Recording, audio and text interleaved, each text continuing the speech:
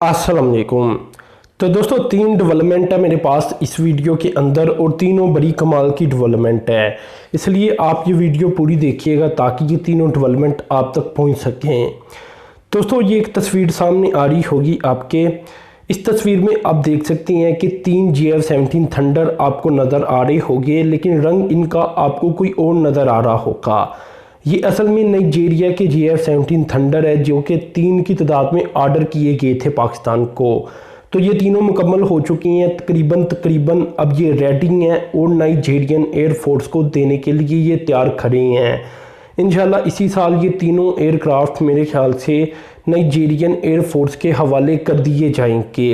तो इस तस्वीर में भी हम देख सकते हैं कि रंग हुआ है इनका, ने ये GF-17 थंडर है और तैयार खड़ी हैं।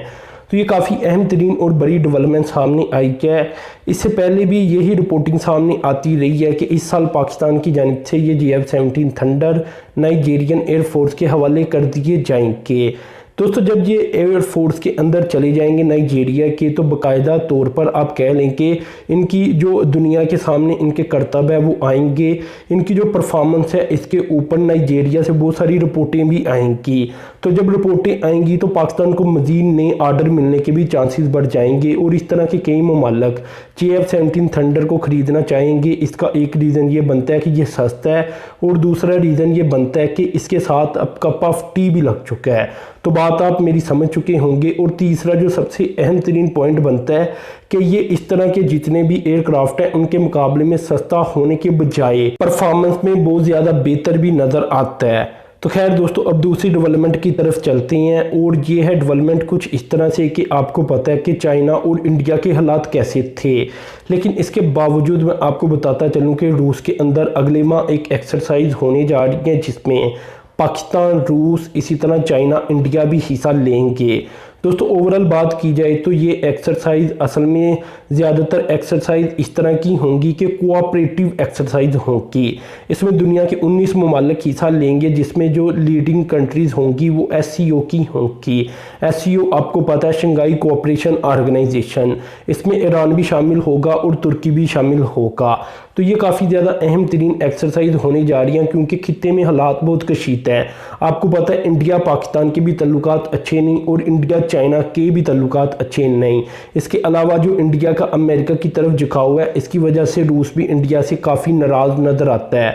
खैर ये खबरें बाहर ना भी निकलें लेकिन रवैयों से पता चल जाता है। तो दोस्तों इन सब हालात के बावजूद ऐसे में एक्सरसाइज आन पहुंची है जो कि सितंबर के मिड के दरमियान शुरू होंगी।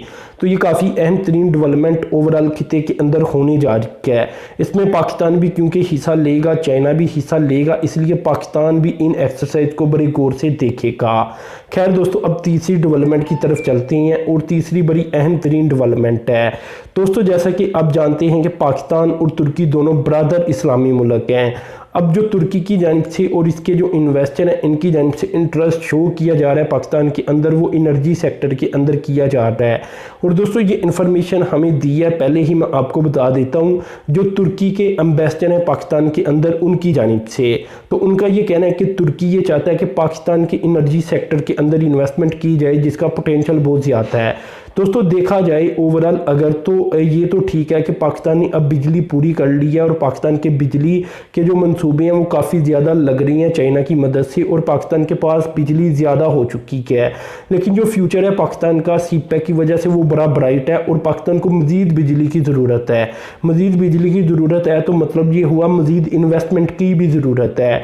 तो यही वजह है कि तुर्की भी पाकिस्तान के अंदर इन्वेस्टमेंट करेगा इस शोबे के अंदर। तो दोस्तों तुर्की के इन्वेस्टर यही मौका तलाश कर रही हैं और पाकिस्तान के अंदर अपॉर्चुनिटीज़ को देख रही हैं कि पाकिस्तान के अंदर एनर्जी सेक्टर के अंदर हमने इन्वेस्टमेंट करनी है तो कहाँ करनी है, क्योंकि बहुत सारी शोबे बन जाती हैं जैसा कि पन बिजली का मंसूबे बन जाती हैं, इसी तरह सोलर एनर्जी के बन जाती हैं, विंड एनर्जी के बन जाती हैं, कोल पावर प्लांट बन जाती हैं जो पहले से मंसूबे लग चुके हैं, इनके अंदर इन्वेस्टमेंट बन जाती है यानी शेयर परचेज करना। इसके अलावा भी और भी कई इकसाम की जो इन्वेस्टमेंट है वो बन जाती है। तो यहाँ तुर्की के इन्वेस्टर ये देख रही हैं कि हमें कहाँ इन्वेस्टमेंट करनी चाहिए। इसके अलावा RLNG के मंसूबे बन जाती हैं, यानी एनर्जी की डिमांड को देखा जाए तो बहुत सारी वैरायटीज़ निकल कर सामने आ जाती हैं आगे एनर्जी के शोबे की कि कहाँ इन्वेस्टमेंट होनी चाहिए। तो ये अच्छी डेवलपमेंट है कि पाकिस्तान को फ्यूचर के अंदर इन्वेस्टमेंट की तो ज़रूरत रहेगी और आगे भी मेरे ख्याल से 2050 भी एक दिन तो आ ही जाना है। तो पाकिस्तान को कम से कम अगले 30 सालों की पॉलिसी बनाकर चलना चाहिए कि अगले 30 साल की ज़रूरियात भी पाकिस्तान में अभी से पूरी होनी शुरू हो जाएं, ताकि कल को जिस तरह पाकिस्तान में आपको पता है 2013 से पहले लोड शेडिंग थी, ऐसे हालात पैदा ना हों, क्योंकि ऐसी अगर हालात पैदा होंगे तो ओवरऑल पूरा पाकिस्तान कोलैप्स कर जाएगा। आजकल वैसे भी एनर्जी का दौर है, बगैर किसी आप कह लें कि एनर्जी के किसी भी मुल्क में तरक्की का आप कह लें कि सोचना भी महाल बन चुका है। तो खैर ये 3 डेवलपमेंट मैंने इस वीडियो के अंदर आपसे शेयर करनी थी। तो दोस्तों अपने चैनल को सब्सक्राइब कर देना, साथ में जो बेल के आइकन पर क्लिक कर देना ताकि इस तरह की डेवलपमेंट आपको मिलती रहें। अब तक के लिए इतनी था। अल्लाह हाफिज़।